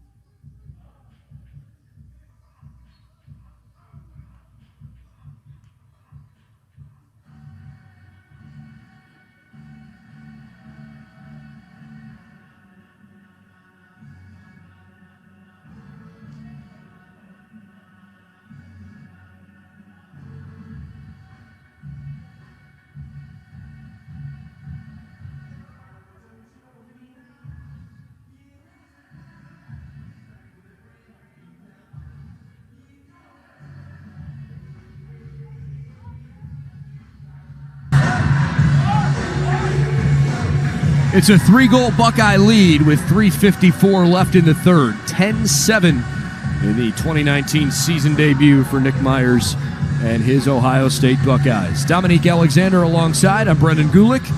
Glad to have you on board for what's been an entertaining game for sure. The fact that the shot clock is forcing some more possessions, I think, has still given teams an opportunity to set things up and work what they want to, but it has pressed the pace of the game a little bit. How much are you noticing a difference, Meek, about the number of possessions in the game? I mean, obviously you're seeing the game go up and down a little bit more. Especially out of the Cleveland State team, I definitely see them take a lot more opportunities in the early offense aspect of things. But you're seeing all teams just you're seeing both teams just get into their offense faster. You're seeing them with the shot clock have to go to the goal, right? Have to create scoring chances, which is making for an overall more exciting kind of game for the fan, right? For anybody, even if you're new to Kloss or been around for a while, it's definitely got to be exciting to watch. These great athletes kind of push the pace, have to go to the goal, have to make decisions. And it's obviously leading to what seems to be a little bit higher scoring game, right? Usually most games finish 10-7. We're already at 10-7, here with 3 minutes left in the third quarter. Both teams averaged just a shade under 9 goals per game last season, just to give you an idea where the offenses are. Shot clock's at 12. So you see Cleveland State still in their pairs offense, right? Radke had to let it go, missed it. So they just had second on the shot clock. Had Gabe Reno with the ball. You can see him drawing a little bit more attention, right? Does a great job of finding Radke on the backside, unable to finish or put the ball on cage.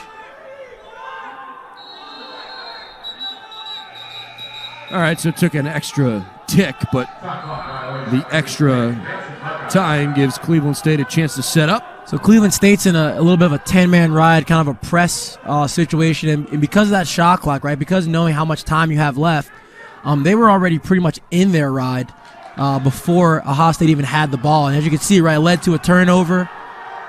It led to a turnover in the Ohio State end. And now they have the ball back. So that's one of those strategy things, right? Do we take a chance and try and get something on cage? Or do we dump the ball, have our guys come off? And that worked out for Cleveland State that time around. Coach Sheridan did not like the cheap shot he thought one of his guys took.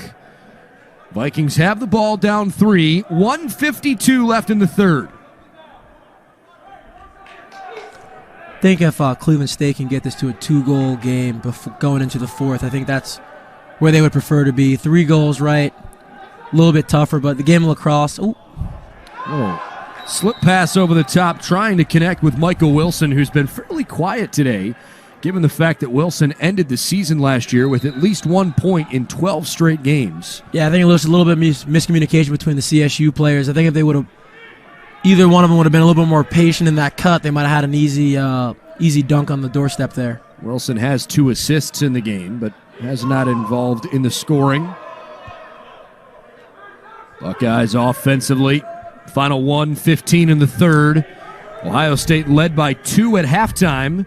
They'd love to double their lead with a goal late in this third quarter. And we are approaching the final 1 minute. Yeah, I think you'll see. Oh. 1 minute. Wiseman couldn't keep his footing, but maybe pops back up. He's got it here. I think he got away with a trip there. Yeah, perhaps. Once again, refs letting him play. Ooh, almost ran himself into a double team. Wiseman needs some help, and he lost it. Good defense.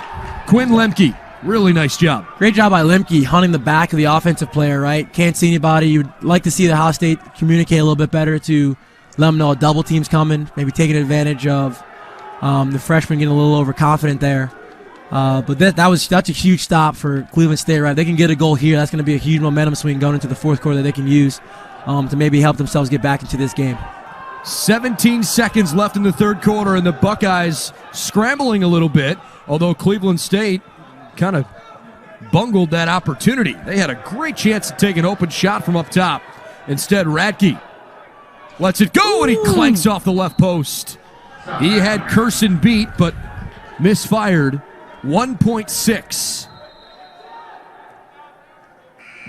No shot. 3 quarters in the books. That was a fast and furious, wild, wild west third quarter. Ohio State 10, Cleveland State 7. We're heading to the fourth next on BTN Plus.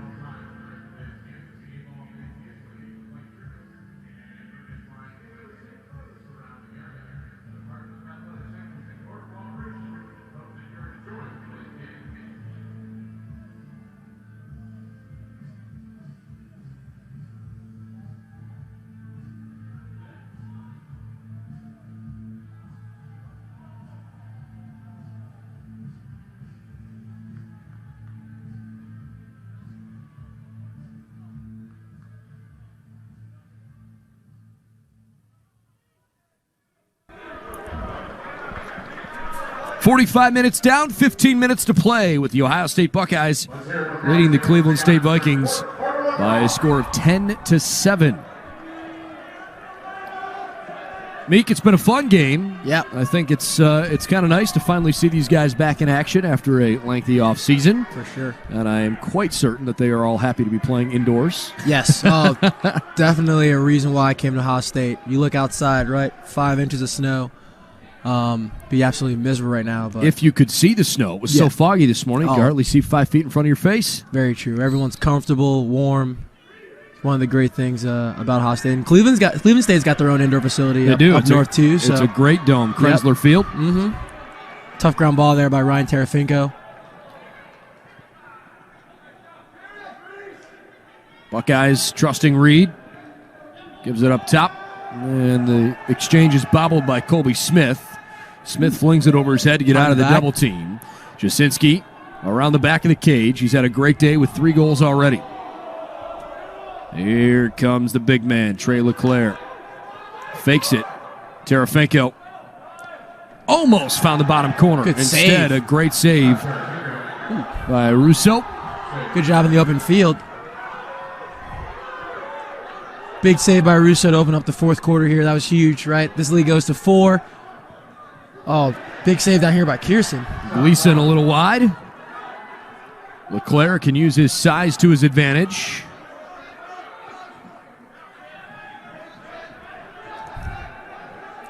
See Ohio State running LeClaire out of the midfield now. He's playing attack a little bit in the third.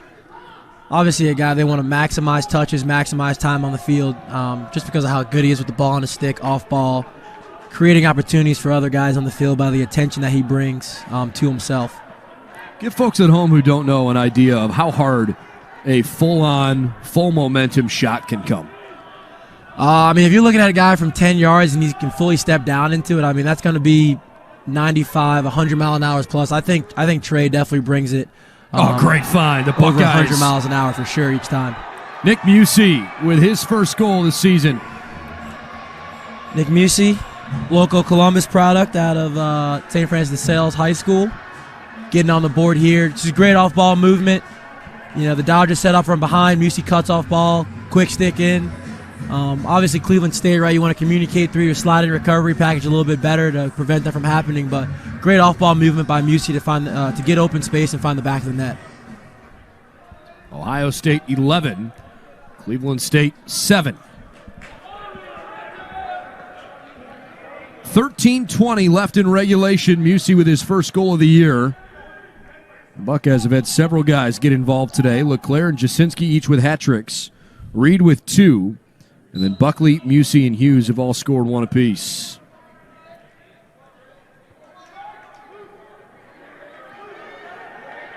Stepka really had to work for it, but maintained possession until he flung it wildly away. That's a turnover. Oh, given right back. Evan Riss with the miscue. Ohio State almost got a break there, but then resulted in the turnover. They're going to try and set up in there right here to get this ball back.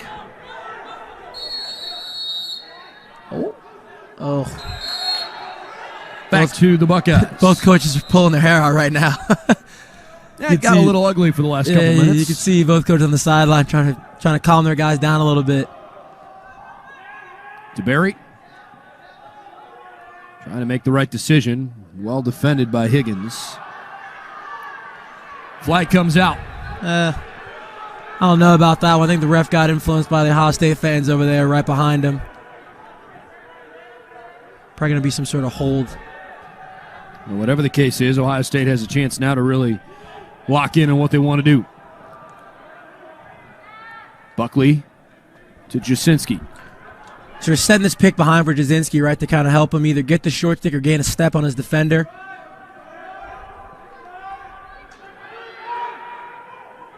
Jasinski can't really find a way to wiggle off of Lemke. High shot from LeClaire. I don't know if showing off a Trey is a good idea. They might want to try and have the help defender come from somewhere else because, that was a half step, and you can see how strong his upper body is to really get the ball moving at the cage. It was a great job by Lemke from Cleveland State to really stay with Jasinski and be physical at goal line extended. right? Not giving him the easy underneath, not giving him over the top, staying disciplined, not throwing a bunch of checks, but moving his feet really well. The hold on Jake Higgins So puts Cleveland State at a disadvantage for 30 seconds. 12:03 fourth quarter. Buckeyes lead by 4. It's not a good chance to look at the Ohio State man up. And they had a penalty earlier in the game, but they actually lost the face-off, so they didn't have a chance to get on offense. So we'll see what they bring to the table. I know Coach Myers and Coach Ross, they like a lot of movement. It'll probably end up with Trey or somebody kind of in this righty shooter spot where they are right now. And this is a huge stop, right? If Cleveland State can get a stop here, that keeps them in the game. This lead goes to 5. It's not impossible. Going to be a lot tougher for them to come back, especially with how Ohio State's playing, how they kind of buckled down in the first half here. Great effort, but I think the Buckeyes are going to get called for diving into the crease. Yep. So Cleveland State takes over, and they'll kill off the penalty here. So you see that element of the crease dive come into play, right? You know, last year guys aren't really attempting to do that shot because if you land in the crease, it's not going to be a goal for you. But he obviously, if he scores before he lands in, it's a good goal. But because he did not score when he landed in the crease, it's a crease violation. Wilson up the field. Not sure what a 4-goal lead, that's necessarily the best idea. Obviously, Coach Myers will talk him through that situation and maybe advise him, right? Maybe end of the shot clock, end of game situation might be a good idea. But with the 4-goal lead, right, keep playing offense, keep the ball on your stick, and keep it moving and try and wear that defense down. Gabe Reno is on the attack. He's got 2 goals this afternoon, standing right now probably closest to your camera view, wearing number 41 in green. Mm-hmm. Reno receives this pass. Scored a couple of goals in the third quarter attacking from the left side. And you see Reno drawing a lot more attention than he did before he scored his first 2 goals, right? The slide's ready. They're looking at him, making him a feeder, not someone that can just dodge and score or dodge and get a shot off. Wilson, near side now. Sullivan.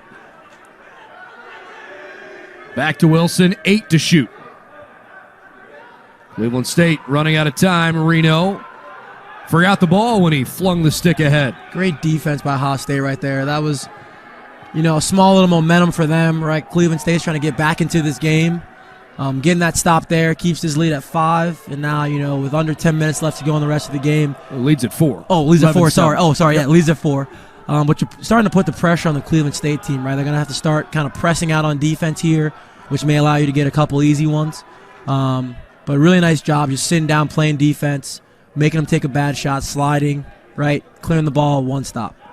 Ohio State historically has been pretty good under Nick Myers in his opener. This is his 11th season, and in the previous 10 opening day games, the flag goes up. Buckeyes are 8-2 in those previous 10. That included a victory over the Vikings last year. Here's LeClaire with a short stick again. Draws the early slide. Good job by Ohio State. Yeah, get that ground ball, keep this possession going. Jaskinski shovels it over and then receives it back, working with Colby Barker. Good effort by Jaskinski. Russo's there. Great job, Russo. Great job, Jasinski, taking an extra step up the hash to increase his angle, but great job by Russo matching his stick and stepping to the ball. Now that ball hit the side of the cage, hit the upright, so the shot clock does reset, and we're at 8:45 and counting in the fourth quarter, with Ohio State out front 11-7. Yeah, so getting that rebound is huge because Ohio State can still wear off another 50 seconds of the clock, and, well, I guess not. Well, they've got the flag, too, to work with. So the Buckeyes will have a one-man advantage here once we get a confirmation on the penalty. So the look by Trey there, right? You still got 50 seconds on the shot clock, and you're guaranteed to get the ball back. Obviously, he's a player that's capable of making that cross-field pass, but I would assume in film, next week, Ohio State would be like, hey, let's play a little bit more offense, right? We're going to get the ball back. We got a 4-goal lead. Let's take some more time off the clock because not only do we get this 50 seconds, but we get the next minute, 30 seconds or whatever from the penalty. And that, that's just kind of in strategy things that I think Coach Myers is going to work with his guys on as the season moves forward. Buckeyes one man up.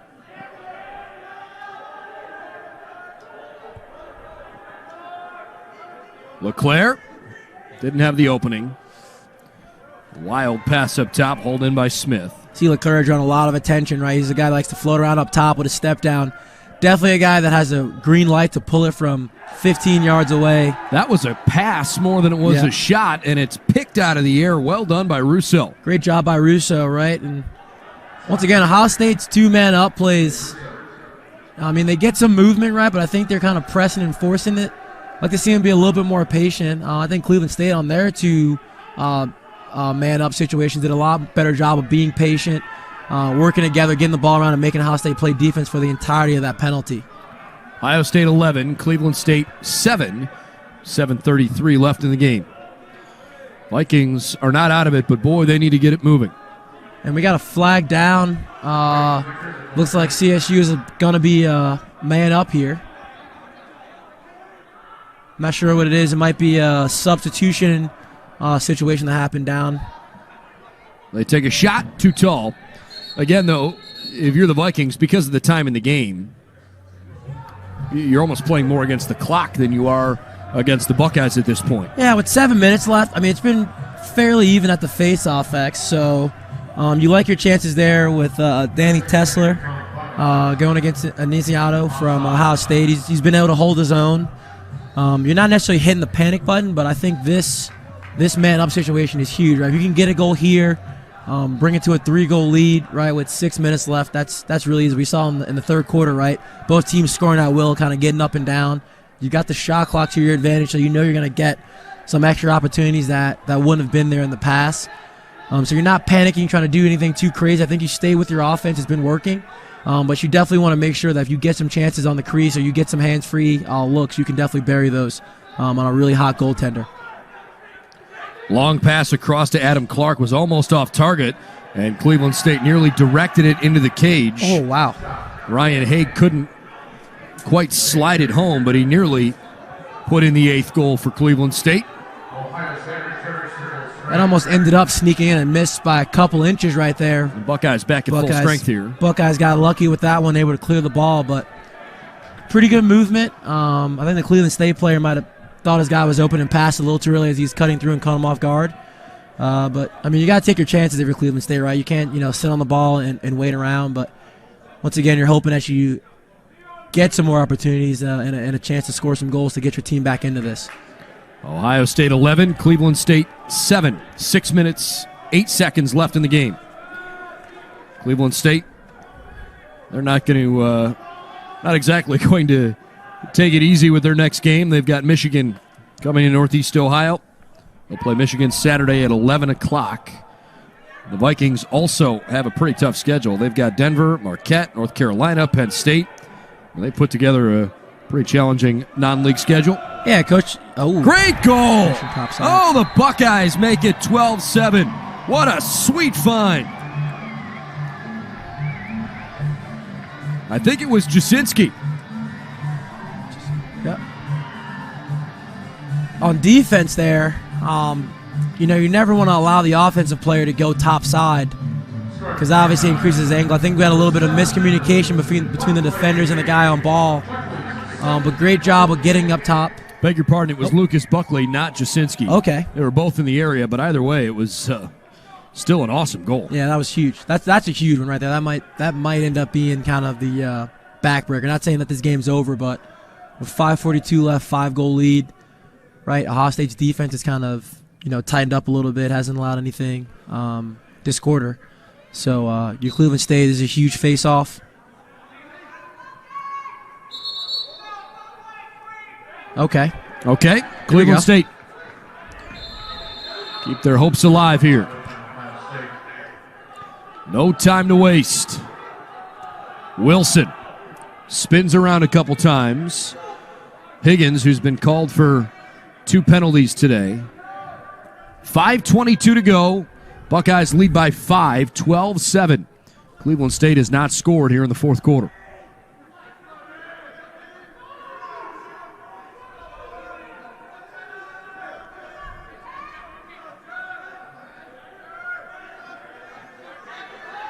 Stepka. Back to Sullivan. Good shot, but Nick Wendell, who scored the first goal of the game, did not put it home.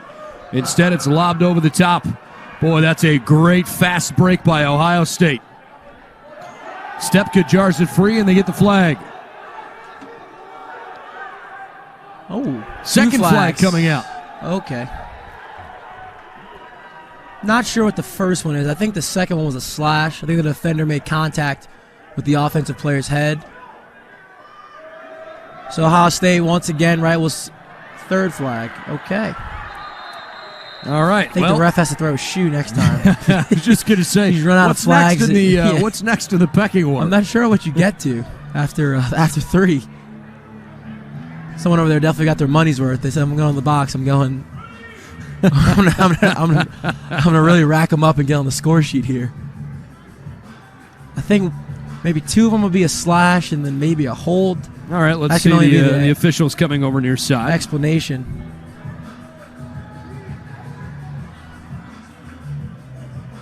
So we got a hold.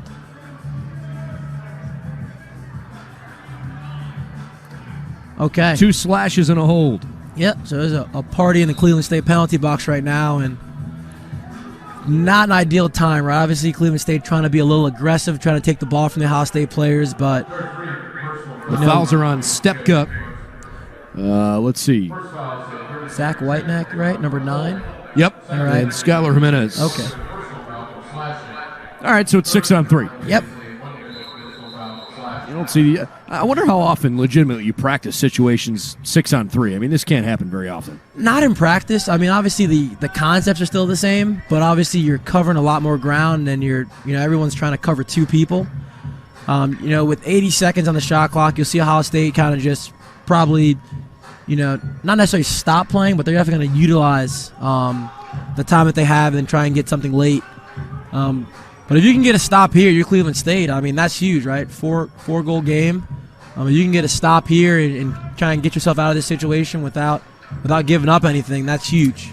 Well, the score is 12-7, but on the scoreboard it says 12-8. They are working on somebody's cheating, adjusting the. Well, I think that's what I looked up. There's only 2 spots on the scoreboard for penalty times, and so I think they're trying to figure out how to make all that work. Yep. Someone got a little excited checking the score right now. I thought it was still a 5-goal game. I was like, did they score? Did we miss one? It is 12-7. They'll get that sorted out. But there's 4:21 left on the clock here. There we go. Looks like we're ready to rock. Good.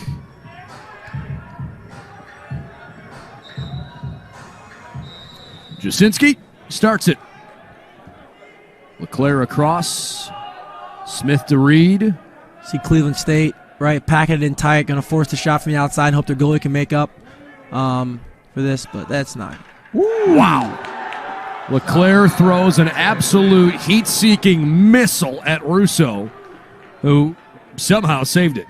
Somehow still standing, honestly. He got in the way. That was right off the noggin there.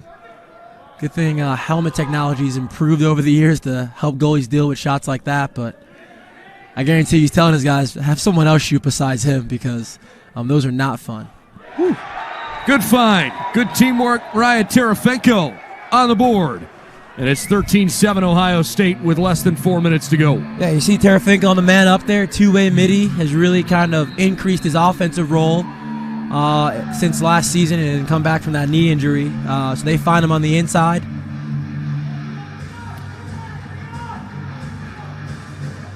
I think Cleveland State called a timeout, and they may have asked to check Terefenko's stick. I think we've got an equipment check.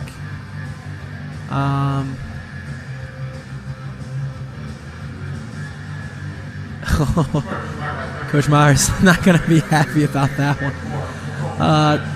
Generally speaking, equipment checks are kind of, I don't know how to put this, not necessarily something that's super popular.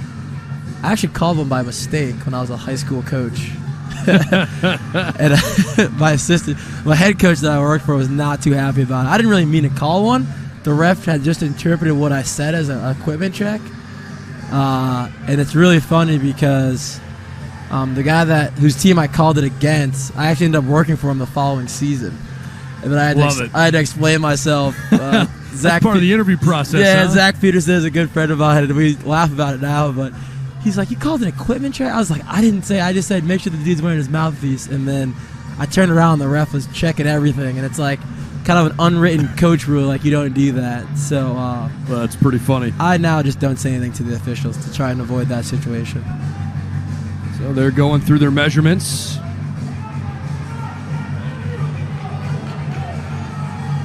Flag thrown. Oh, they got it. Okay. Well, I suppose if you're going to ask for it, you better might as well be right. correct? Yeah. Uh-oh. I have a stick that was up to standard. Once again, 1 year it was obvious, it's not gonna be absolutely sticking to the stands. Got myself.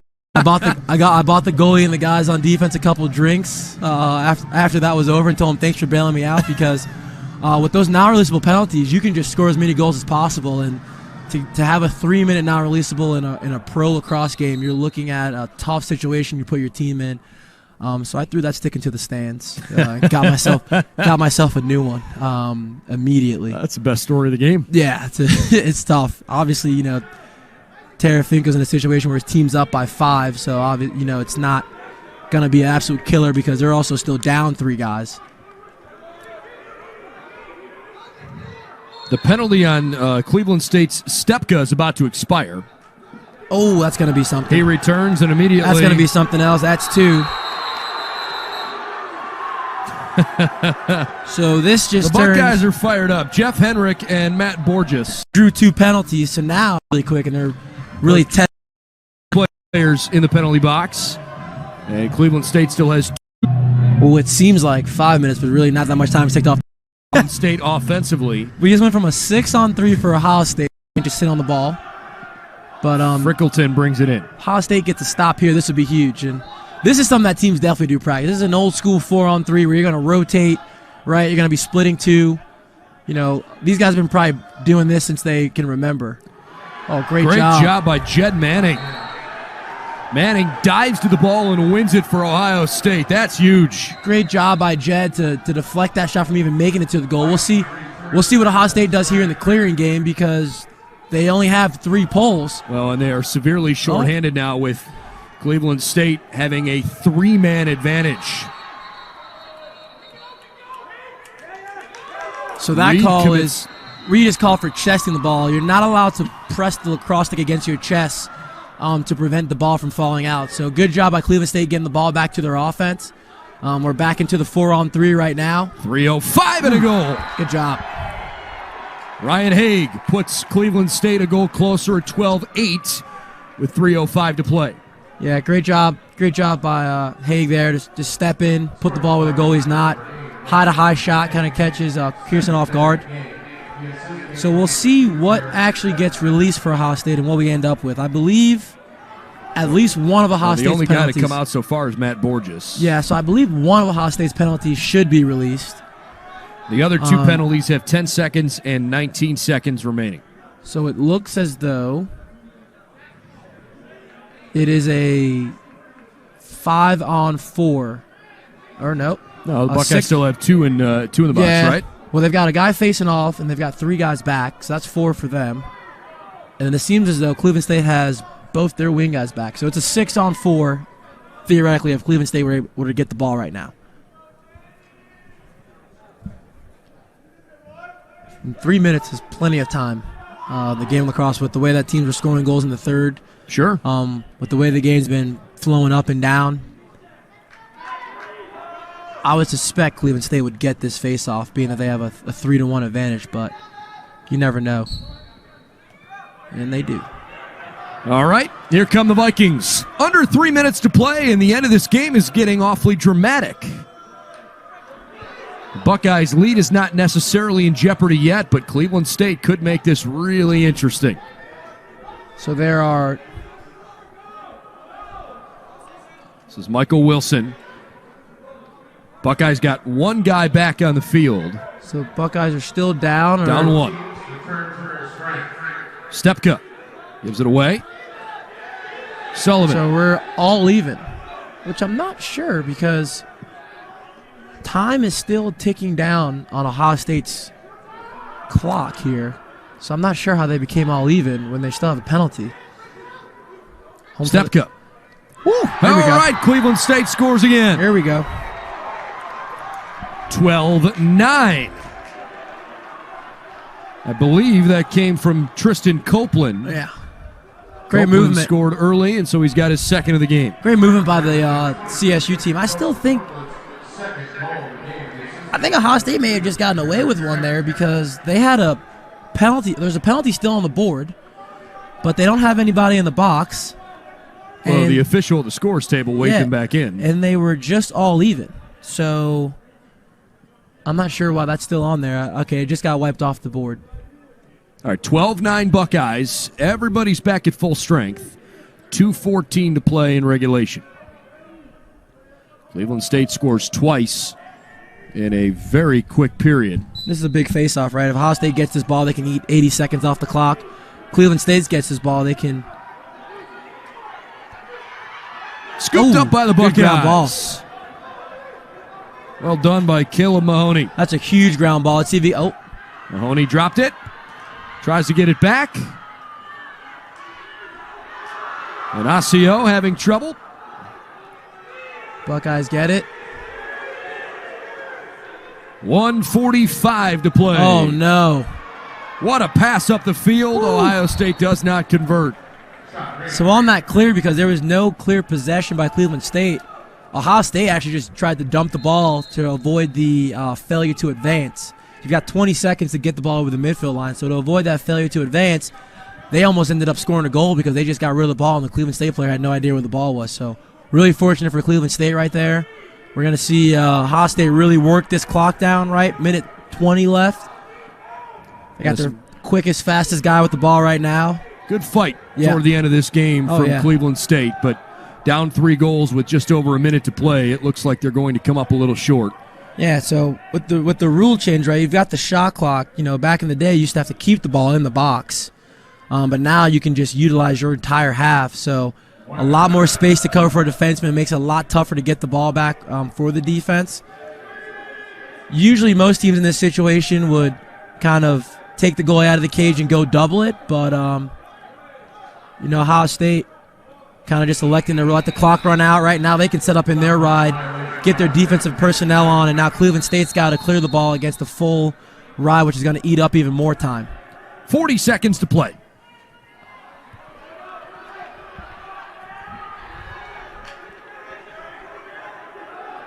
Cleveland State, got to think that Coach Sheridan's team has a bright future. They have played really physical today, and I frankly have been pretty impressed with the way they came out, especially at the start of the game. Had a little bit of a lull in the second quarter, but fought through it as the Buckeyes pick it off. And that's just that depth aspect we talked about, right? They start to have juniors and upperclassmen, but as you can see, right, still kind of not there yet, but very close. They played really well today. There's the final buzzer. It's an Ohio State season opening victory. 12-9. The Buckeyes upend the Cleveland State Vikings.